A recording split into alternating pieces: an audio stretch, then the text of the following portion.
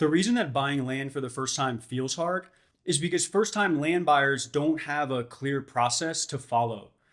So, with the best of intentions, you do what anybody in your situation would do, which is you figure out where you're buying that land and you go to contact an agent in that local market to help you navigate the process. But the thing is, that's a trap. The reason why that's a trap is because the majority of agents have no idea what they're doing when it comes to land transactions. And even when they do, the agents that represent land buyers do not get paid enough money in commissions representing land buyers in land transactions in order to properly compensate them for the level of service that you need to be successful. Because of all that, the majority of real estate agents in the markets try to avoid land transactions entirely, which means that even if they wanted to help you, they don't even have the experience to do it, and they don't know what they're talking about. And also, nobody's going to tell you this, which is why you're watching this channel. And you probably found this out the hard way, which is why you're watching this video. Before you even begin the process of buying land for the first time, you have to understand that you've been lied to. You've been given bad advice from well-intentioned people about the process of buying land. And that bad advice is going to lead you down the wrong path. And it's going to lead you to make costly, expensive mistakes. Conventional wisdom in the land business is often wrong. And so by following the herd and following the conventional advice, you're going to waste time, energy, and money, and you're going to regret the purchase once you close it. You've had the wool pulled over your eyes, okay? It's fine. It's all right. Me too. I'm in the same boat. We all go through it. We all go through the same awakening process in this land thing, and I'm going to help to clarify as much as I can how the process actually works so that you can navigate your first land transaction successfully. And it's not that hard. But before we get into the step-by-step process, I'm going to go over some of the common misconceptions that you're going to run into when you get started. That way you can actually see the marketplace clearly and see the opportunity clearly. Once you can steer clear of the bad advice, I'm going to show you in a 3-part series the actual steps that you need to take to buy that land for the first time successfully. The first step is going to be quickly screening out bad land so that you can actually focus your time and energy on good property and not buy bad land and figure out how to weed those properties out really quickly. Step 2 is going to be to quickly and accurately estimate land values so you know what the land is worth and what you can afford to actually pay. The third step is once you have the property under contract to buy it, we're going to get you a proven checklist to make sure that once you have the right property, you don't miss any costly, expensive mistakes, or you don't overlook any important details of that property. And so we're going to make sure you have the right checklist to follow so you can be successful. Now let's talk about some of the bad advice you're going to find. And then once we clear through that bad advice, we have a pathway to be successful. The first thing that nobody's going to tell you about buying land is that the majority of land that is listed on the market for sale is overpriced. It's overpriced. The agents know it. The sellers know it. A lot of the buyers know it, but if you don't, you really need to. And beyond that, the majority of the so-called sellers that are listing this overpriced land for sale actually don't want to sell it. They have no intention of actually selling their land. I know it sounds crazy, but I'm going to show you the evidence of this in a couple current listings, and then I'm going to unpack the psychology of why this is true and how you know it's true and what to look out for when you see it. So you can take a look at this listing. It's a 5.85 acre listing on Young Street in Morrisville, North Carolina. Current asking price $994,500. This has been on the market for 342 days, 48 views and 1 save in the last 30 days. Those are like catatonic metrics that shows that the buyers aren't even clicking the page. In the listing description, they talk about how the land's in a floodplain, so that's not helpful. There's really bad photos, there's no maps, there's no context, there's no narrative, there's no storytelling, there's no real information about the property. So I guess they think that the property's so good at their $1 million asking price that the buyer is just going to trip over themselves to do all the research they need to do to figure out what the property is, where it is, how it works, and what you can actually build. And beyond that, they've been on the market for a year, and land that's priced well, even relatively close to market, is not going to take that long to sell.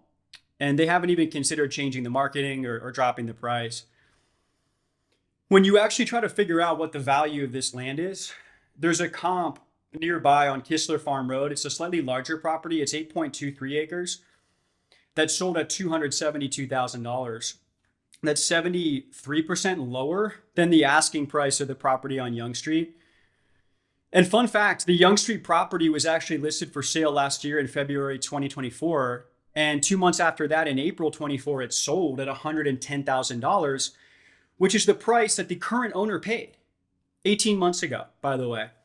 So the current owner paid $110,000 18 months ago, and now they're asking $1 million. So how much work do you think they put in the property? Do you think they put roads in? Do you think they built a home out there? Do you think they did a survey? Do you think they got a boundary map done? Do you think they got a soil map done? Do you think they got a septic permit done? Do you think they did anything? Do you really think they did anything? Have prices gone up 800% in the last 18 months? If so, I must have missed that.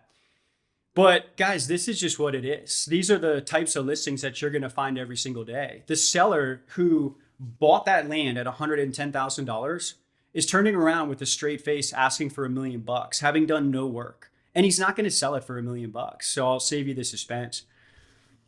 Here's a listing on Dogwood Extension in Jessup, Georgia. This is 6.6 acres. Current asking price, $300,000, 779 days on market, 9 views, 0 saves. So this is a property that it's like really poorly marketed. The comps that I would compare it to, you have the Savannah Highway, 6.3 acres, 115,000. You've got 2207 Beechwood, that's 5.9 acres at 135. And yet this listing has been offered for sale at 2 to 3 times the price that any buyer in the market would actually pay. It's been on the market for 2 years. There's really no marketing at all. And they haven't changed or like scrutinized the listing content or the marketing description. The third example is this 93 acres in Abbeville, South Carolina. Current asking price $585,900. It's about almost 2 years on market, 71 views, 4 saves, just a bunch of hand waves in the listing description. The comps here, guys, are Calhoun Hill Road. This is 392,670, this 87 acre tract. And then the Davis Road, 136 acre at 378,400. So this property, it's $200,000 higher than you would reasonably expect the property to sell for. Been on the market for almost 2 years, no buyers, no activity on the listing, no changes to the listing, no price drops that I can see. And my question to you is this: do you really think that the owners on the other side of these listings with careless marketing, overpriced property, do you think that these sellers actually want to sell? Is that what you're taking away from the listings? Do these really look like landowners that have a clear and earnest intention to sell their property? Obviously not. And here's how you know that the answer is no. And here's how you know that they don't actually want to sell that land. Because if you were them, or if you had a piece of land that you wanted to sell, you made the decision to sell that property, what is the first question that you would ask to your agent or to your advisor, or to your family member in the process of selling it? The first question you would ask is, what's the land worth? What could I reasonably get for it? And who's the buyer? How much would they pay? Right? So the process of asking that question is how you initiate the marketing that will eventually lead you to find the right buyer. But the fact that these sellers have not begun to contemplate the market value of their land, and they haven't even questioned the market value after 1 or 2 or 2 or more years on the market, shows you that they're not serious about selling. They haven't started the process of selling. That's not how it works. That's not how selling anything works. And it's not about being desperate. It's just about being real. And the question, though, that you may wonder is, I understand that you're right, Alex, but if they don't want to sell, like if they don't want to sell, then why are they selling? Like, what's that about? Because I understand that they don't really want to sell, but then why are they going through the motions? The answer is ego, pride, vanity, hubris, like self-esteem. They don't have to do the work. See, if they had to take the phone calls like the listing agent does, they think about it a little bit differently. Actually, sorry, they wouldn't answer the phone. Here's how it is. If they had to do the work, they wouldn't. If they actually had to stand between the owner and the buyer, they wouldn't care enough to pick the phone up. See, it's only when somebody else does the work that they get to have all their opinions about how expensive that their land is. See, these owners, they don't want to sell. What they want is they want to look at a big number and they want to talk to all their friends about it. They want to talk to all their friends about how great their land is, how valuable the land is. Oh, hey, Dave, I saw the farm's listed for sale. That's right. It's listed at 1.5. 1.5. Oh, yeah. They love watching the agent trip over themselves to chase down all these buyer leads, these real buyers in the market that make real offers. And then they look at those buyers with scorn when they make market offers just because it's below their ridiculous asking price. So, guys, real sellers, like basically like overpriced listings, the sellers on the other side of those listings, it's one of two things. Okay. Either they are delusional, which is the seller I was just talking about. Their overpriced listing reflects that they're delusional, they don't want to sell. In which case, you make an offer and who cares what they think? Because they're delusional. And so, why do you care if they don't like your real offer if their price is not real and their expectations are not real? Yours are? Like, what do you care what they think about that? So, that's one. The other scenario is that the seller is just negotiating. They know the land's not worth that, but they just don't want to leave money on the table. And so they're asking more than the land is likely to sell for. Why? Because they want to negotiate with you. So in that case, if you make an offer below asking price, you're just giving them what they want, which is a negotiation. So there's really no objective reason to be on your back heels about making offers below asking price. In fact, you have to. Otherwise, you're going to buy land at prices that you'll never be able to sell it for. And when the roles are reversed and you've lost 10, 20, 40, 80, $100,000, you'll learn your lesson either way. Just to drive this home with a really painful but salient example, I want you to imagine that I'm selling you a Honda Civic used. I'm selling you a Honda Civic and you want to buy a car from me. And you know, based on the mileage, based on the model year, you know that that Honda Civic is worth $20,000. But you see it's worth 20K. But if I was asking $40,000 on a Facebook marketplace listing that had been on the market for over 12 months, what would you really think? Would you think it was worth 40K? Or would you know it was worth 20K and I was delusional about the value or I didn't want to sell it? It's exactly the same thing because if you were a real buyer willing to pay market price, which is $20,000, what the car is actually worth, would you worry about offending me because I'm asking for 40 grand for a $20,000 product? It makes no sense. It makes no sense at all. And so if the sellers want to be delusional, that's on them. That's fine. Let them live in their fantasy world. But see, you don't have that luxury because you're a buyer. Buyers have to live in the real world and they have to play the ball where it is. So what you have to understand is that if they're going to be delusional, that's on them. So stop trying to convince them. Stop trying to convince them that the Civic is worth 20K, that the land is worth 150K, because they may or may not be convinced. All you have to do is have conviction. You're not in the business of convincing people. You're in the business of having conviction about what you can offer and why. Knowing what you can pay and why. Knowing what your constraints are and why. And making offers at volume and be willing to walk away. In fact, you walk away after you make the offer. It's like, hey, here's the offer. Let me know if you can do something along those lines. I'd be happy to close in 30 days all cash. I'm a buyer. I'd have to be at $105,000. If that makes sense, great. If not, that's fine. You're gone. You're on to the next one. And if they follow you, if they chase you back, then you know you have a real seller, even if they don't take your offer. See, the problem that people are having in today's market is they are focused on the land. They're focused on the actual land, the product, and they're looking through the store window. They're looking through the glass, the plexiglass at the product, and they're getting dizzy about how great this land is. And then they look at the listing page and they see the asking price and they make a good offer and the seller is acting offended. They realize that they found the right land, but they're not finding any real sellers. And so you got to stop focusing on the land. Stop focusing on finding the perfect land. Start finding good land and making offers on it. And if you make 5 to 10 verbal offers a day, a couple of weeks of that, you made 100 plus offers, you're going to have the 10 to 15 real sellers calling you, texting you, negotiating back with you. The other 85 or 90% are sellers that either would not take your offer, or if they did, you're buying at the top of the market at a price that might be 2 to 3 times what you could ever sell that land for. You'll never get your money back. You'll never get your money back. See, your problem is not finding good land. There's good land everywhere. We're guys, this is America. Like, we're lousy with good land. It's like all we have. It's like we have it in a ridiculous abundance. See, there's good land in every market. The problem is the real scarcity is finding real sellers. And that needs to be your focus. You need to make enough verbal offers on property to get into enough conversations without having done like too much research. So you can make enough offers to get into conversations with real sellers to figure out who's for real.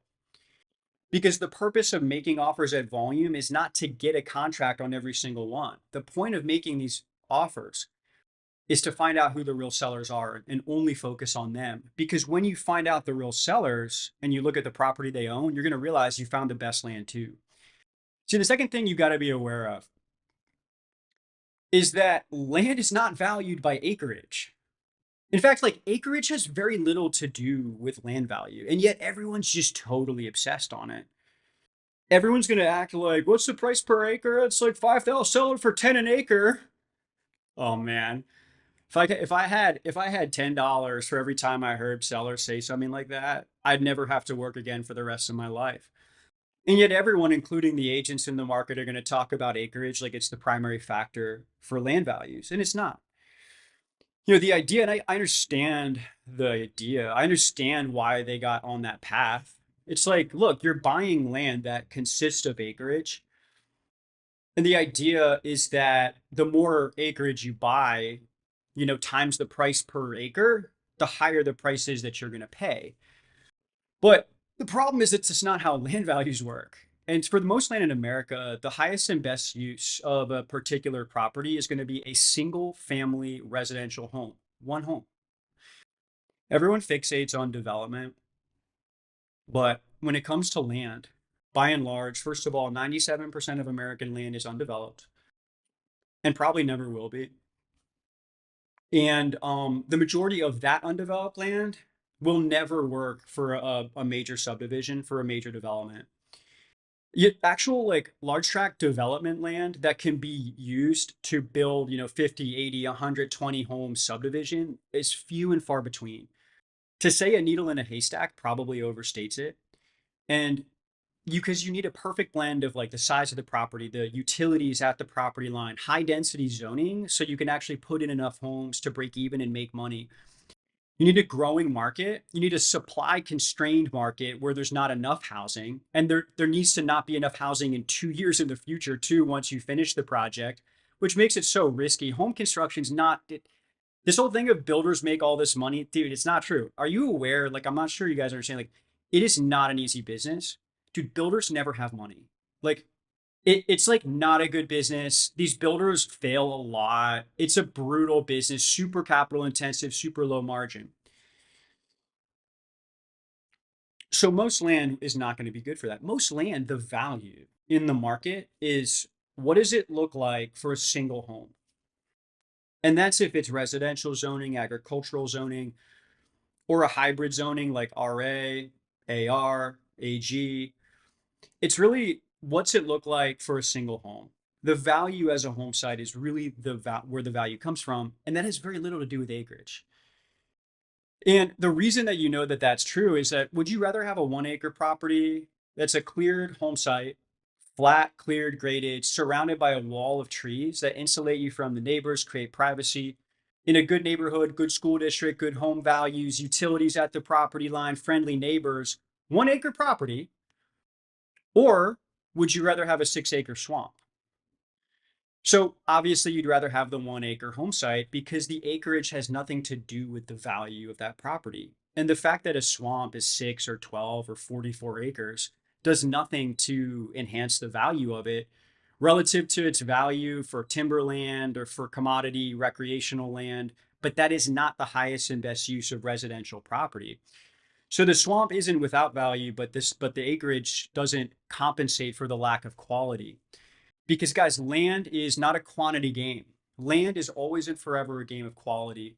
Because when you're buying land, what you're buying is not just a size of a property, but you're buying location.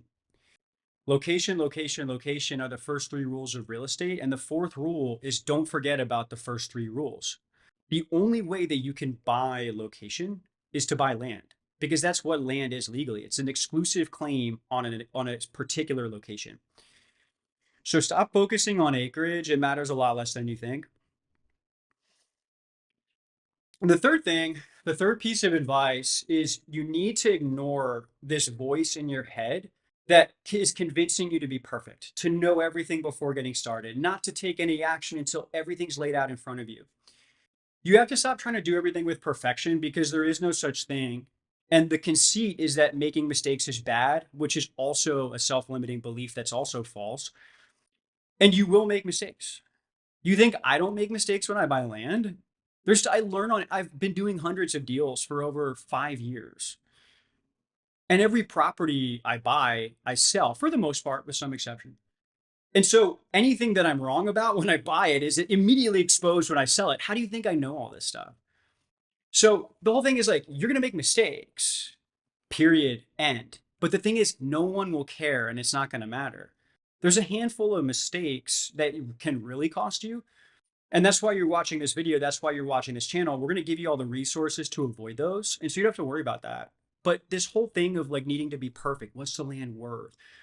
What's the soil like? How much is it worth? Is my offer too high? Just make the offer and then let the chips fall where they may. Just to give you an idea, I had a property I was buying for, it was 5 acres, Onslow County, North Carolina, sort of like a rural county. It's a coastal county too, but there's a rural kind of area outside of Jacksonville. Bought this piece of property. I was initially under contract to pay 32,000 for it, which I thought was a pretty good price. But when I looked at the area right around that property, I realized that 32,000 I was paying was actually a market price. See, that's what I would have to sell that land at, not what I could buy it. I would lose a lot of money if I bought it at that, even if I sold it at that same price because of closing costs. So it was my fault. The seller, like I could have offered lower and they probably would have accepted it initially, but I offered higher and, she signed the agreement and we were under contract. And there was no one's fault but my own. I just missed it. I just offered too much. And so I called her. What I explained was like, hey, you're not going to like me as much when I tell you this, but I want to tell you kind of an issue that I ran into that was my mistake. I want to tell you how I made the mistake, and then I want to tell you kind of how we might be able to move forward. So basically, like, I think your land is worth 32,000. I think that you could probably sell it let that price on the market. But the thing is, if you did, you'd have to get the soil work done. It's $1,000 plus the permit, couple $100. Plus, you got to find the agent. Then it's going to be commissions when you do sell. You got to pay 10% commissions to get the right agent, all this type of stuff. So for me, I just need to make money because I'm going to take risk. Like I'm going to pay you all in cash, and then I'm going to cover all that other stuff that I talked about. You don't have to worry about that. We can close in 2 or 3 weeks. But if I can't pay you 32K, I'll lose like 10 grand on it. And so you're not gonna like me, but I mean, I'd have to come down on price. And we can close the deal in 2 weeks, but I'd have to be at 15,000. If that doesn't work, I get it. I can introduce you to the agent and get you listed on the market. And we bought it at 15K. Because like it's so crazy. I'm laughing because I'm imagining what it would sound like to hear this and why a seller would do that. The reason why a seller would do that is because they don't want to go through the whole process. They don't want to take the risk, roll the dice, do the work. They're not going to do it. Okay. 15K on a cash deal, you're not paying any commissions. It's actually not as much lower as you would think than 32, especially given the fact you close in a couple weeks. And really what it is that when you're honest with sellers, they'll work with you. They're looking for buyers that are actually honest, and real. And so sometimes even if it's something that they don't want to hear, the truth of what you're saying makes it real for them and it tells them that you're actually a real buyer. And so for that reason, they know that even if it's not what they were hoping for, that it's real and that you're the person that's actually going to close the deal. So you're never going to have perfect knowledge of land values. So you need to just do enough research to understand enough of the value to make a decent estimate. And we're going to focus on that in an upcoming section. So now that we've addressed some of the bad advice, I want to actually go from step 0 to step 1 in the process of how to buy land for the first time. And step 1 is you have to learn how to spot bad land quickly.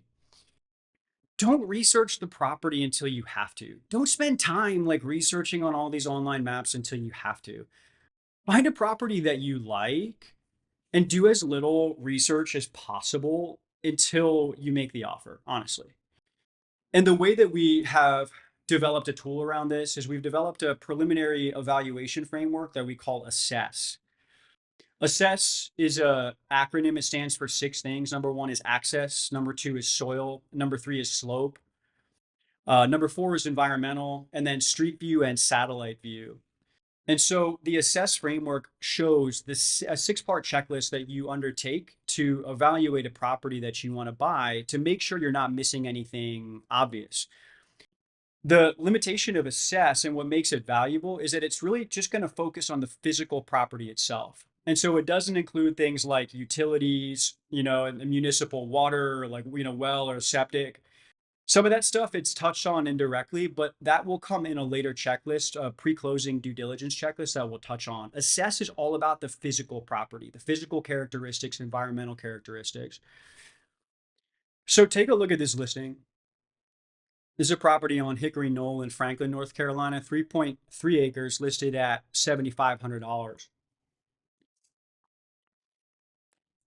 It's pretty low price. But when you apply the assess framework, there's a couple red flags that come into play pretty quickly. Number 1 is access, because even in the listing, it says that the property looks to be landlocked, which means that you may not have an easement to get to the property legally. And even if you did, it may not be developed, meaning you may have to pay to install a driveway at your own expense. So you better know what you're doing. Also, when you get to the first S, which is soil, there's a lot of slope. And the second S, which is slope, kind of go together because the soil series is so steep. You see the 30 to 95% slopes that to be able to install a septic system at a grade like that, it's pretty risky. And then the slope itself, even if you could put a septic, even if you had utilities like sewer, makes it extremely expensive to build a building foundation that can work with that grade. And so you wouldn't buy this land. And you wouldn't even spend too much time looking at this land.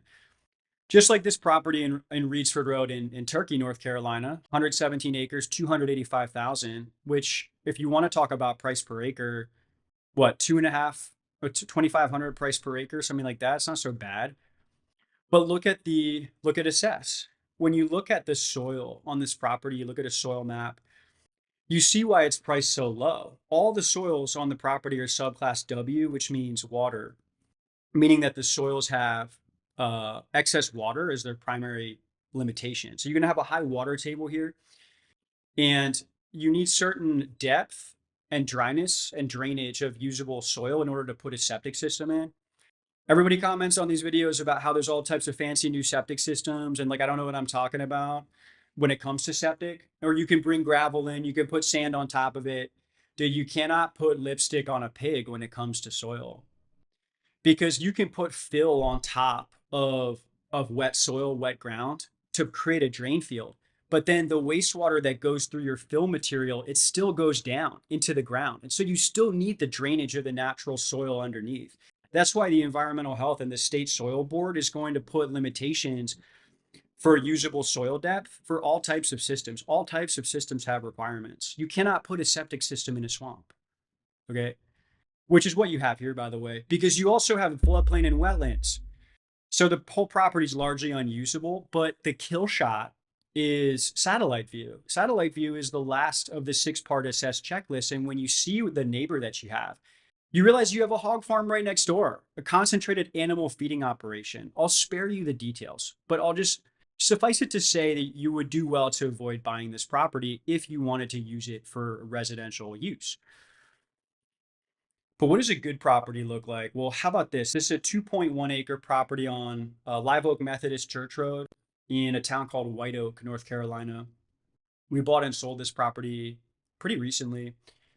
And when you look at this property, you look at the access first. You have great road frontage on two roads, very good road frontage. So you're good there. You look at soil. The soil series shows lakeland sand and Wakula sand, both very deep and well drained soils, which is what you want. Sandy soil, deep and well drained soil for septic, that's really where the money is. When you look at slope, there basically is none. Even on the 2 foot contour lines, is very flat. And environmental, there's really not a lot of environmental issues to talk about. No flood zone, no wetlands.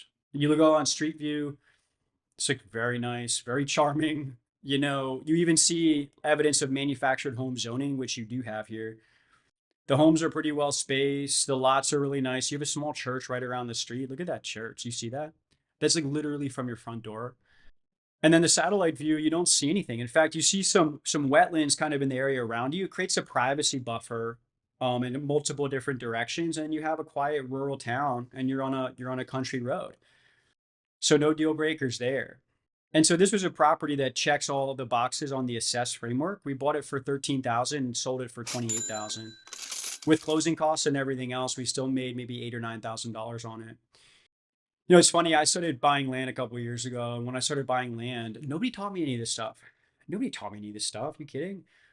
And some of the most important things that you have to understand is how to read online mapping systems, like how to go in, access these free maps, go on and read this stuff. Because you talk about slope, soil, easements, access, zoning, flood zone, wetlands, like there's a lot of information you can get when you walk the property, but so much of that information you can see in a summarized way on your desktop. So that's what I do. I try to tell people how to look at land, and I started publishing all these YouTube videos, basically giving everybody the game. It's like, here's how you buy land. Here's what's going to hurt you. Here's how you avoid it, step by step. And people ask me all the time for support, and that's what I'm here for. That's what we do. And I would talk to land buyers all over the country. I still do. You can reach out and talk to me, and they ask a lot of the same questions. And the questions that I have seen from land buyers, the reason that they're asking them, I realized it's not even about the particular circumstances of the property they're buying. It's because they don't have the fundamental education, that there's a step-by-step process that they don't see. And so they're asking a question, but the only reason they have that question is because they didn't learn the previous lesson. They didn't learn the context behind the question. Otherwise, they would be able to answer it themselves. So what I found out after doing this, and what I hope you can benefit from as a viewer of the channel, is that no matter what land you're buying, it follows the same steps. There's 6 steps to the land buying process, and at every step, there's a list of things you have to do to advance to the next step.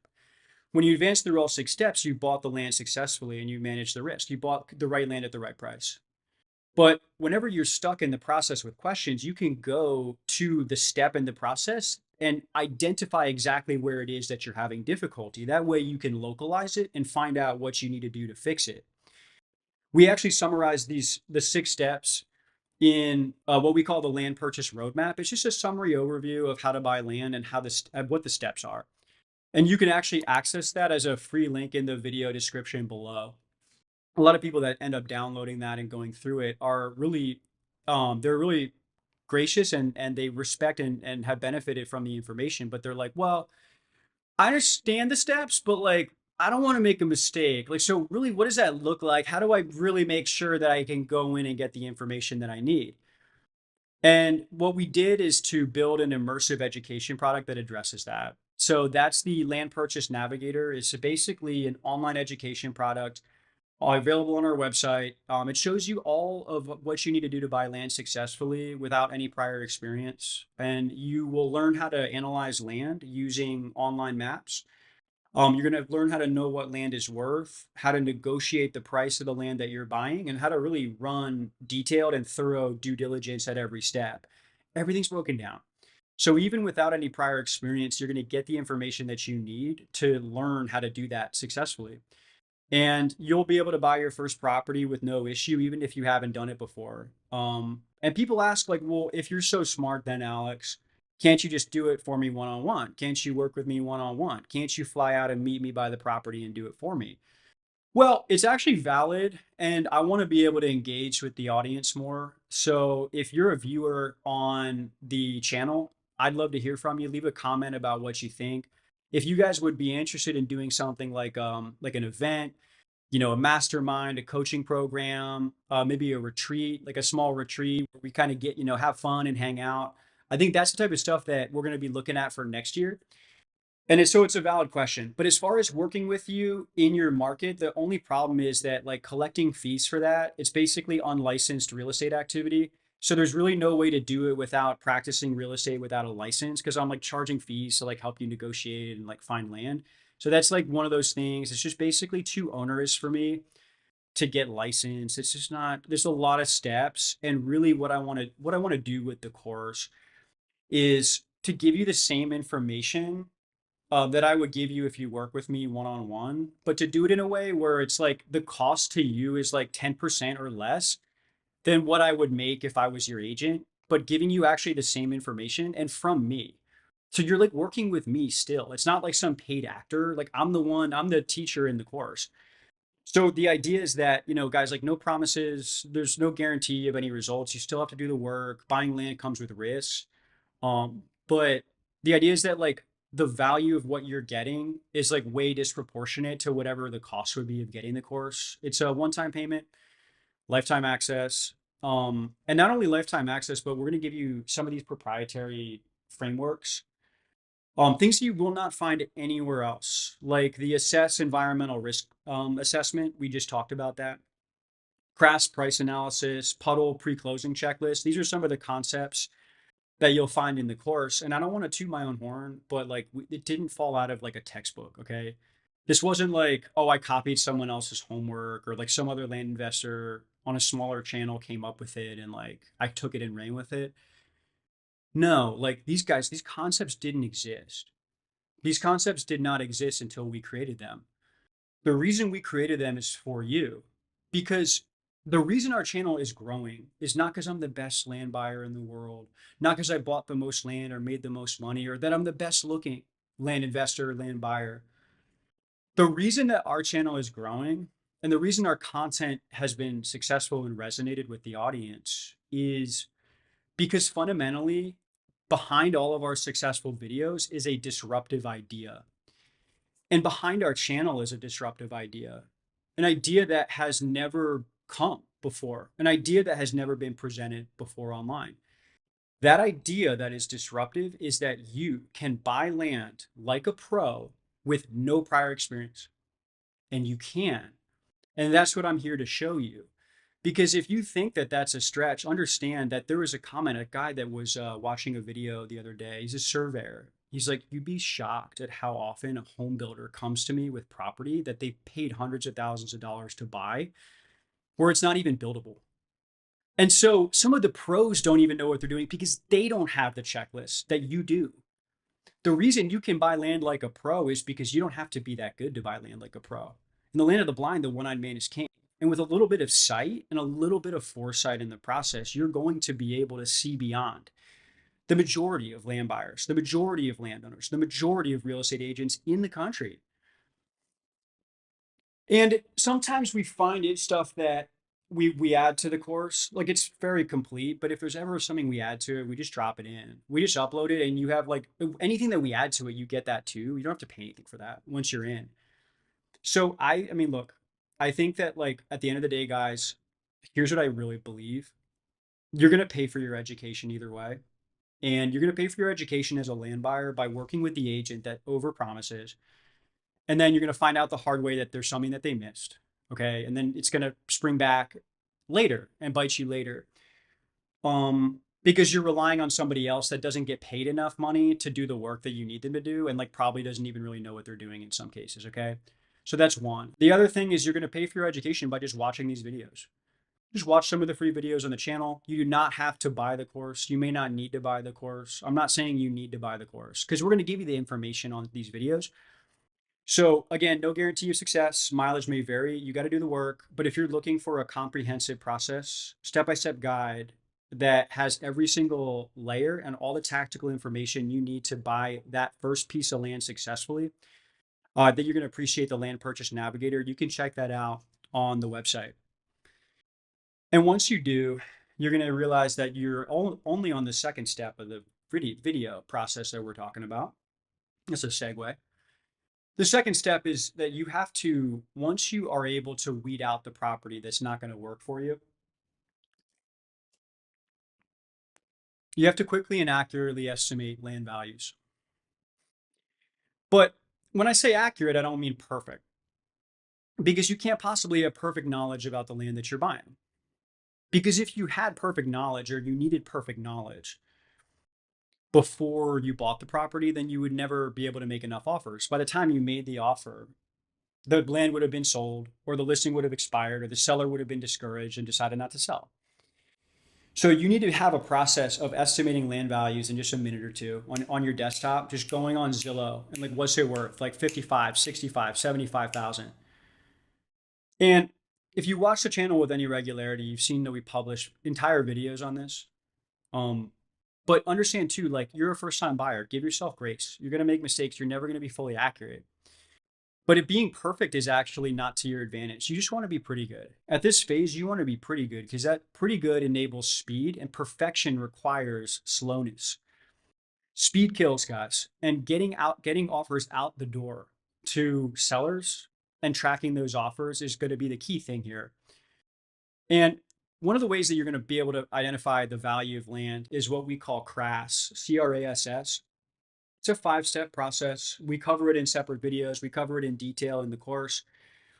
But you're a first-time buyer, and so I want to show you a simpler approach that will work just about as well. And it's called sandwich price analysis. It's kind of a shorthand version of CRAS. The way sandwich price analysis works is you find a subject property that you want to value, that you want to price, a land that is for sale. And what you do on Zillow is you get your screen around the geography surrounding that property, and you set your filters to the acreage range to bracket similar sized properties in that location. So you want an acreage range, you want last 12 months sold property sorted by low to high in price. And sandwich price analysis, what that does is it allows you to find the two properties that have sold that are closest in character to the land that you're trying to buy. Meaning that the two properties that are closest in quality, closest in character to that land. One of the two properties is the one that's slightly better. The other of the two properties is the one that's slightly worse.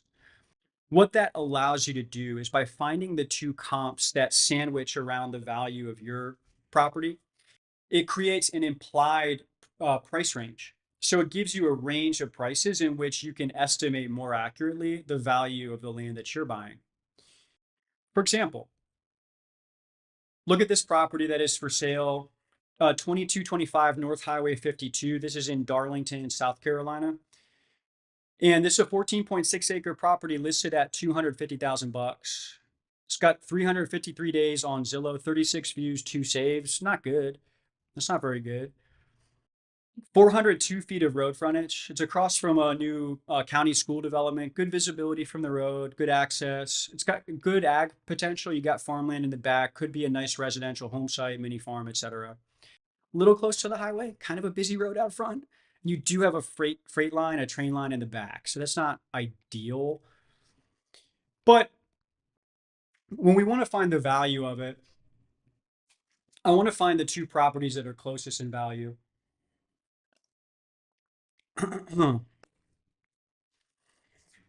There's this one. It's 11.2 acres that's sold at 84,500. So it's a property on Jeffords Mill Road in Darlington. It's a large open field. It's pretty well flat by the road, and it's got access to a county maintained road. The differences are, number one, the road is quieter, which is better. It's nicer, less traffic noise. There's more road frontage. So even though it's smaller, there's greater subdivide potential on this property. It's also got a cleared building site up front. Now ours has all the trees and vegetation up front, meaning that there's more cost to get into that property with your site plan for your home build versus this one, the farmland up front. You can keep most of the farmland in service and just put your home on one side of the property without having to do a whole lot of site prep. Similar location. This is 10 minutes away from downtown Darlington. And then this was actually listed at 66,150 in September of 2024, so about a year ago. But it's sold above asking. It's sold almost 20 grand above asking price at 84.5. Then you have this other property on Oleander Drive in Darlington, 8.6 acres that sold at 65,000, so slightly smaller than our subject property. Also, the shape is worse. It's got an irregular shape. Less road frontage, so about 300 feet of road frontage here versus our, what, 402. And it's, yeah, sold at 65K. Okay, so it sold a little bit lower. So based on the sandwich price analysis, so the two similar comps, the one slightly worse, one slightly better. First of all, you can see why the one is slightly worse and better. So seeing the qualities of the land enables you to bracket the value. The lower price sold at 65, the higher price comp sold at 85. This creates a range of potential value. Again, I'm just estimating here, guys. But because I believe that the subject property is closer to the higher end of that range, I think it's more similar to the higher price property. I would estimate the value of that land at $80,000. So $80,000, it would be my value here. Listed at 250, by the way. So we'll see if that comes to pass. I don't think so. So this, guys, is what you're going to be seeing here. This is what happens all the time. And this is why you cannot buy the $20,000 Honda Civic for 60 grand. This is why you cannot play the seller's game. Don't play the seller's game. Don't get lost in their fantasy. Don't climb the circular staircase of their ivory tower. It's just not going to work. Because what's going to happen? You buy the 20K Civic for 30K and you lose 10 grand on a car that you could have bought for 10K less anywhere else. It doesn't make any sense. Guys, and if the seller acts offended, that doesn't make sense either. The seller's delusional. The buyer sets the price, not the seller. Either the seller plays your game or they don't sell. That's it. That's what it is. They play your game or they don't sell the land. The question on this subject property is, the question is not, is this land worth $250,000? The answer is no, but that's not the question. The question is, does the owner actually want to sell, or is it just a bunch of BS? Because anybody that would actually want to sell a used Honda Civic would be happy to accept $20,000 cash, or honestly, 18,000 or probably 16.5. So the idea of a seller acting offended for you overpaying for the asset just shows you that they're not for real and it's some ego trip. And if I was looking to buy that land in Darlington, I'd call the agent of the overpriced listing. I'll probably do some content where I just do live calls. I think it'd be helpful. But if I were to call this agent, I'd be like, look, I'm a cash buyer. I'm easy. This might not make sense for you, but I know my house plans. I know the cost of construction. I know my constraints on this one. And so I love the land. I'm just going to be way lower than you'd want to sell it at. It might not make sense because I'd have to be at 75,000 on a cash offer. But I'll put up $1,000 earnest money. We'll close in 30 days. I'm easy. I move quickly. And if that doesn't work, I understand. Don't make the offer. Don't make the decision for them. Okay. Just tell them where you're at with it and tell them where your constraints are. And then why you like the property and just let go. Because if they want to sell the land at 75K, you can't stop them. So don't make the decision for them. Just tell them where you are and let them react. And don't get married to what they say. Move on to the next one. And since you're going to have to make a lot of offers, we put an offer tracker in the Land Purchase Navigator. It's one of the downloadable guides that belongs to the course material. So you can really track a volume of offers and see where you are in the negotiation on all these properties. So it's a really helpful resource. You make a couple dozen offers like that one, though, you're going to end up finding out that you have a handful of actual sellers. And you talk to those folks and they're not going to let you walk away because before you walk away from that deal, they're going to want to know your highest offer. And when you give them your highest offer, a lot of times, if they feel like you're for real, they're going to sign that purchase agreement. Now that they've signed the purchase agreement, you got to make sure that you don't miss anything costly before you close the deal of that property. And that's exactly what we're going to talk about in step 3. Step 3 is going to be to complete the pre-closing checklist for the land that you're buying. First is to Understand what the checklist is, what the pre-closing checklist is, the due diligence checklist, and how they work together. We created a pre-closing checklist called Puddle. And Puddle, again, it's a 6-part acronym. There's 6 steps. And the steps are price, utilities, development plans, due diligence checklist, legal tax and title, exploration, and examination. I'm going to break down each of the 6 steps in the Puddle pre-closing checklist so you can see the requirements of the checklist and what it takes to clear each of those 6 steps to make sure that you're buying the right property. This was a property we bought earlier this year on in Monroe, Georgia. I believe it's right outside Atlanta. It's on Wall Road. I jokingly called it Wall Street. It's like, yeah, we bought that land on Wall Street. So it was originally, it's 2.45 acres. It was originally part of a 5.37 acre tract. We actually surveyed it out of the larger property because the owner lived at that home site up on top of the hill there. And we're going to talk about the Puddle pre-closing checklist and just go through each of the steps on this one so you understand what we're talking about here. First off, the P stands for price. And what price means is that you have to make sure you're not overpaying for that land. Because even if you get everything else right, if you overpay for the property, then you're still going to lose money. That's why it's the first step in the process.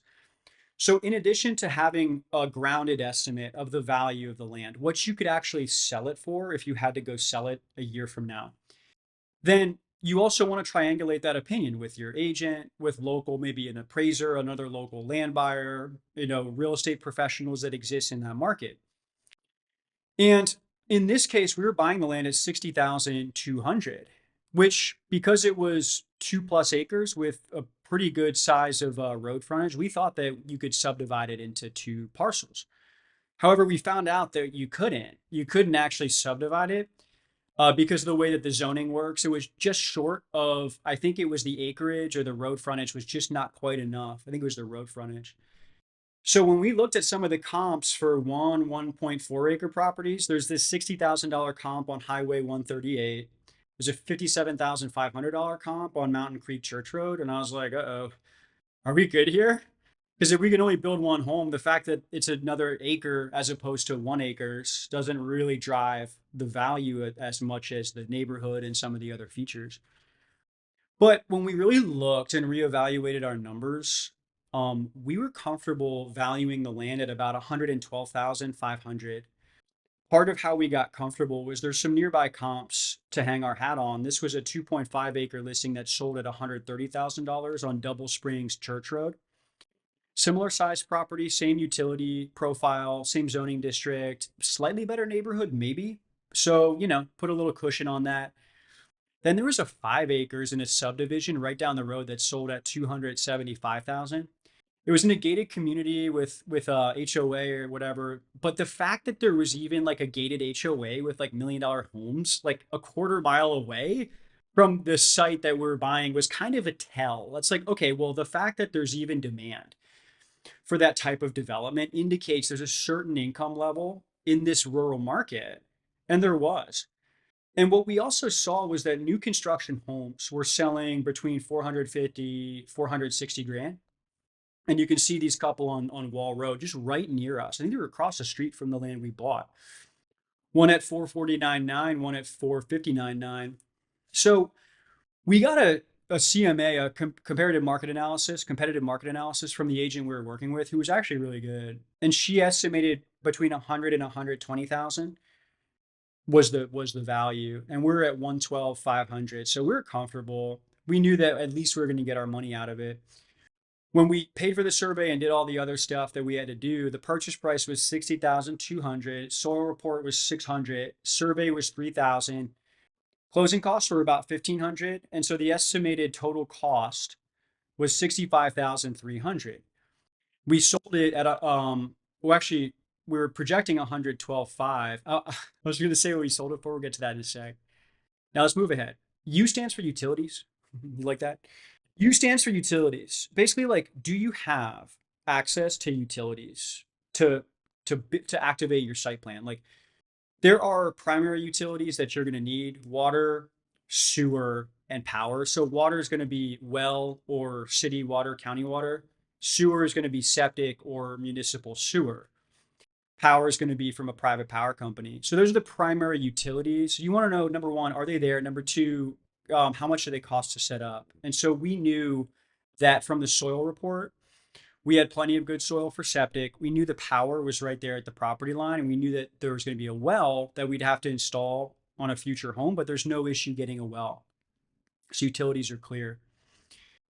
The first D stands for due diligence, which is to complete the due diligence checklist of standard research on the land that you're buying before you buy it. You need to have a standardized checklist.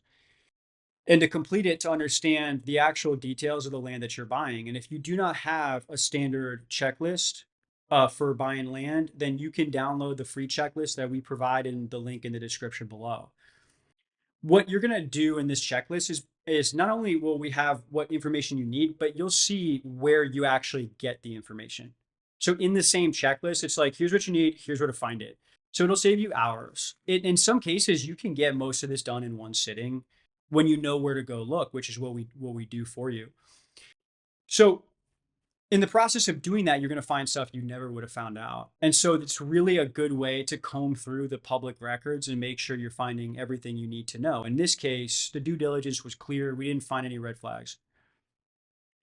Second D in PUDL stands for development plans. Development plans are to make sure that the intended use of your property is actually supported by the zoning rules, the environmental constraints, and the actual physical site conditions. Like, can you do what you want to do on the land is the thing. So this was A2 zoning, a rural estate zoning, sort of a larger tract, single family zoning. It's pretty flexible though. We could put manufactured and stick built homes here, which is good. You want manufactured zoning helps you sell land if you ever need to sell it. No issues with the utility install. So we knew we could get the utilities into the property, no problem. No issues with setbacks. You have plenty of room. Access from the county road up front, no problem there. No environmental site issues. There was no wetlands or flood zones, no covenants, no restrictions. So we're all good here on development plans. Legal tax and title is to confirm the property's ownership, the legal description of the land, meaning the actual boundary lines. Like, do you know like where the four corners are and how much land is in the middle? As well as making sure there's no back taxes, there's no judgments against the title, there's no spots on the chain of title, clouds on the title history. So you don't have any surprises or liabilities. We're in the process of subdividing this property since the seller only wanted to sell the part that we bought because they wanted to keep the rest of the property in their backyard. Now, the only issue is that part of the septic system for the home that they wanted to keep actually went across the property line. So when we did the survey, what we found out is that we had to punch out that little part of the drain line where we couldn't do a straight line across the middle because we had negotiated to buy 2.5 acres, but the 2.5 acre split would take some of the drain field onto our property. And so we'd have to like put a utility easement, give it back to them. And so it's just easier to just punch the boundary line around the drain field and just keep it simple. So the acreage that we bought ended up being 2.45, even though we initially bargained for 2.5. And doing this stuff with sellers, guys, this is what gets these deals done. Do you really think that 0.05 acres does anything to affect the land value at all? In fact, it would help it to have less because if it had the 0.05 with the septic, it would be like, yeah, it's their septic, but there's it's like having to explain it. It's like better this way for everybody. And the seller was, dude, this is the coolest seller in the world. So title search clear, chain of title clear, no back taxes, no liens, encumbrances, we're all good. So that's that. Last step is exploration examination. What this is like, you got to walk the property. If not you, someone you really trust needs to walk it and take photos. Because in this case, we're an out-of-state buyer. And so we had the physical site visit done by a couple of different sources. And one of them was a listing agent who was local. One of them was a soil scientist who was also local, and then an aerial photographer. So we really had a three-dimensional view on the physical property from multiple different angles, from multiple different sources. And they all told us the same thing, which is the property's great. You should probably buy it. That's what we did. We bought that land at $60,200 plus closing costs. We listed it at $125,000, and it went under contract almost immediately at asking price. We had multiple offers. It was just like a better, It's for every one of these, you have 4 or 5 that are worse than you think. Um, but this one was better than we expected. The demand for it was like out the door. And we ended up selling it. And so after all the listing commissions, expenses, et cetera, we made about 48,000 in gross profit. So I'd say it worked out. Guys, knowing the process of buying land for the first time is one thing, but I think what would reinforce it is to give you a better understanding of, okay, I know how to buy land, but how do I get a good deal on the land that I'm buying? And that is going to be the topic of the next video on our channel. It's called How to Buy Land for Cheap. And I think you're really going to like it.